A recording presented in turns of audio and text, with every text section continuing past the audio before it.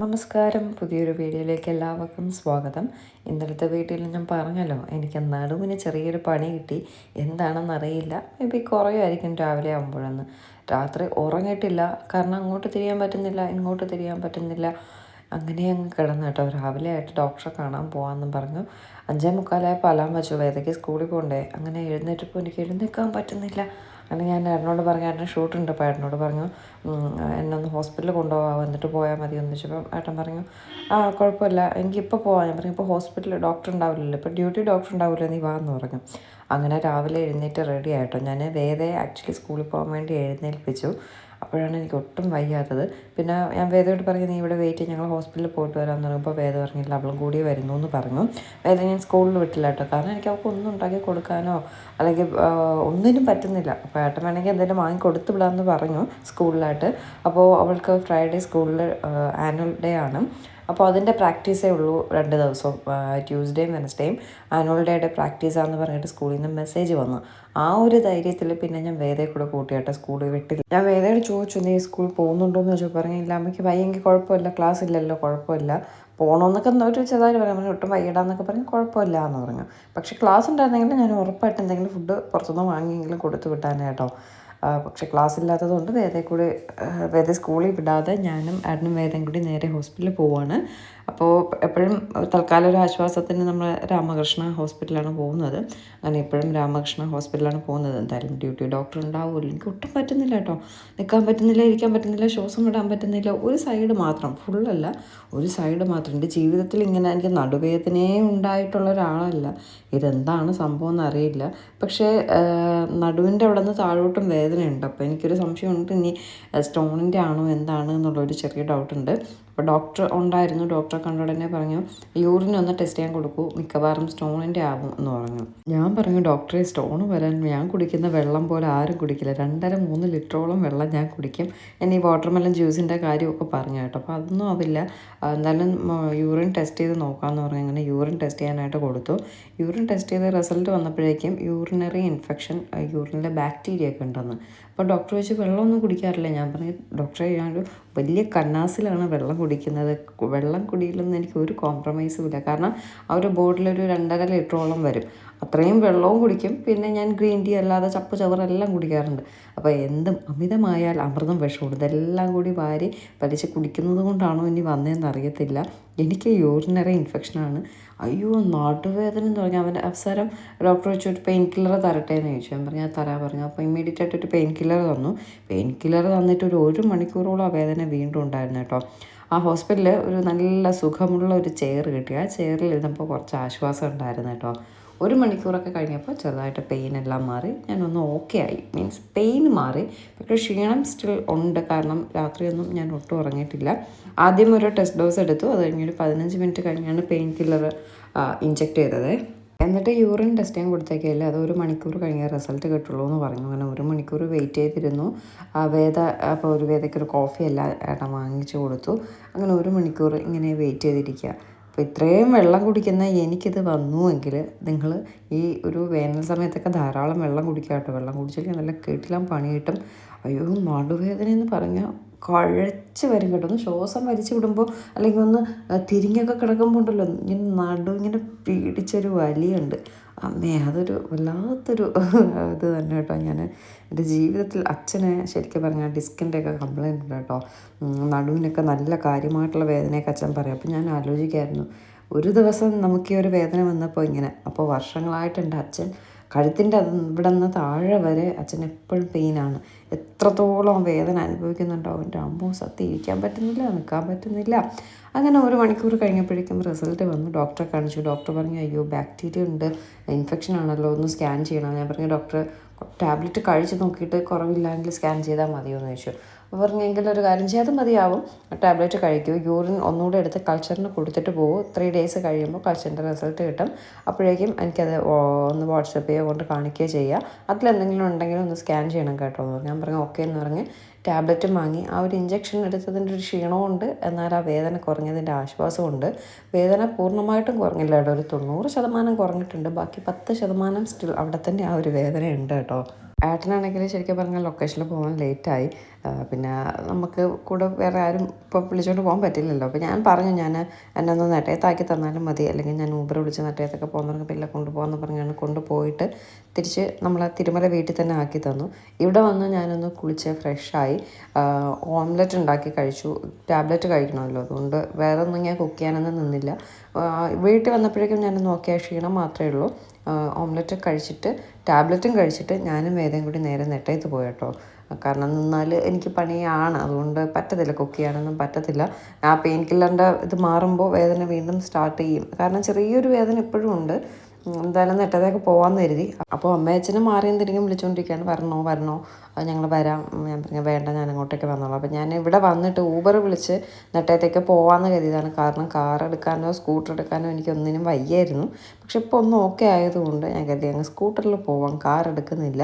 വേറെ ഒന്നും കൊണ്ടല്ല, എനിക്ക് അവിടെ പോയാൽ ഒന്ന് നെട്ടയത്തോ എന്തെങ്കിലുമൊക്കെ പോകണമെങ്കിൽ സ്കൂട്ടർ എടുത്തുകൊണ്ട് പോയാലേ പറ്റത്തുള്ളൂ. അവിടെ കാറുണ്ട്, സ്കൂട്ടറില്ല. അപ്പോൾ പിന്നെ അതുകൊണ്ട് പാടായതുകൊണ്ട് ഞാൻ കരുതി സ്കൂട്ടറിൽ പോകാമെന്ന് കരുതി സ്കൂട്ടറിൽ തന്നെ ഇങ്ങ് വന്നു കേട്ടോ. വന്നപ്പോഴേക്കും ചീമ ബാഗ് പാക്കിങ്ങിനുള്ള പരിപാടികളാണ്. നമ്മുടെ ബേബിക്ക് വാങ്ങിച്ചിട്ടുള്ള സാധനങ്ങളെല്ലാം ഒന്നുകൂടെ വാഷ് ചെയ്ത് പാക്ക് ചെയ്യാമെന്ന് കരുതി. ചിലരൊക്കെ ഒന്നുകൂടെ വാഷ് ചെയ്ത് ഉണക്കി എടുത്തിട്ടൊക്കെ, എപ്പോഴും കുട്ടികൾക്ക് പുതിയ ഡ്രസ്സ് വാങ്ങുമ്പോൾ അങ്ങനെ ആയിരിക്കും. വേദയ്ക്കും ഞാൻ ഒരു പ്രായം വരെ, ഒരു 5-6 വയസ്സ് വരെയും എല്ലാ ഡ്രസ്സുകളും വാഷ് ചെയ്തിട്ടേ ഉപയോഗിക്കത്തുണ്ടായിരുന്നുള്ളൂ. അതുപോലെ ചീമയും കുഞ്ഞിന് വേണ്ടിയിട്ടുള്ള ഡ്രസ്സുകളെല്ലാം വാഷ് ചെയ്ത് ഇനിയിപ്പോൾ ഉടനെ വേണ്ടി വരുമല്ലോ, അതുകൊണ്ട് വാഷ് ചെയ്തെല്ലാം മടക്കി പറക്കിയൊക്കെ വയ്ക്കാമെന്ന് പറഞ്ഞിട്ട് വാഷ് ചെയ്യാനായിട്ട് എടുക്കുകയാണ്. അതിന് വേണ്ടിയിട്ടുള്ള ക്ലോത്ത് നാപ്പീസ്, ജബ്ല, അങ്ങനെ ഇങ്ങനെ കുറേ സാധനമൊക്കെ നമുക്ക് കൊളാബ് വന്നതുകൊണ്ട് കുറേയൊക്കെ അവർ വാങ്ങി. അങ്ങനെയുള്ള എല്ലാ സാധനങ്ങളും കൂടി വാഷ് ചെയ്ത് ഇടാൻ പോവുകയാണ്. സത്യമായിട്ട് ഇതൊക്കെ കാണുമ്പോൾ ഉണ്ടല്ലോ, ബേബി ഇങ്ങനെ വന്നോളാം വരവേൽക്കാൻ തുള്ളിച്ചാടി നിൽക്കുക. എന്ത് കുഞ്ഞനുടുപ്പൊക്കെ നോക്കിയാൽ ഞാൻ വേദയോട് പറയായിരുന്നു, നീ ഇത്രയും ഉണ്ടായിരുന്നു, ഇപ്പോൾ വേദ വലിയ കുട്ടിയായി പോയി എന്നൊക്കെ പറഞ്ഞ് ഞാനിങ്ങനെ വേദയോട് പറയായിരുന്നു കേട്ടോ. അതിന് ബേബിക്ക് വേണ്ടി സത്യം എല്ലാം കാണുമ്പോൾ കുഞ്ഞുടുപ്പും കുഞ്ഞ് സോക്സും എല്ലാം ഒക്കെ കാണുമ്പോൾ ഉണ്ടല്ലോ, സത്യം ബേബി ഇങ്ങനെ കണ്ടോളാൻ ധൃതിയായിട്ട് നിൽക്കുകയാണ് നമ്മളെല്ലാവരും കേട്ടോ.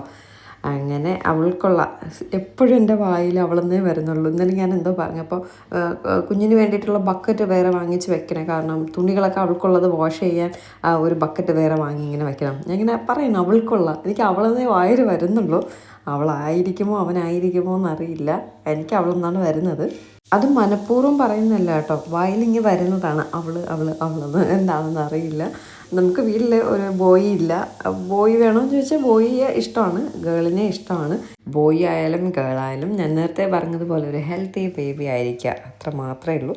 നമുക്ക് കളിപ്പിക്കാനും കൊഞ്ചിക്കാനും പുന്നരിക്കാനും ഒക്കെ. പിന്നെ വായിലെന്തോ അവളെന്നേ വരുന്നുള്ളൂ. എനിക്ക് തോന്നുന്നു വേദ അവളെന്ന് പറഞ്ഞ് അതുകൊണ്ടാവാം അവളുടെ എന്നാണ് വരുന്നത്. എന്തായാലും അതെല്ലാം വാഷ് ചെയ്യാണ്. ചീമ അതിന് വേണ്ടിയിട്ട് ഒരു സ്പെഷ്യൽ ലിക്വിഡൊക്കെ വാങ്ങിച്ചു വെച്ചിട്ടുണ്ട്. ഞാനിപ്പോൾ നെട്ടയത്താട്ടോ.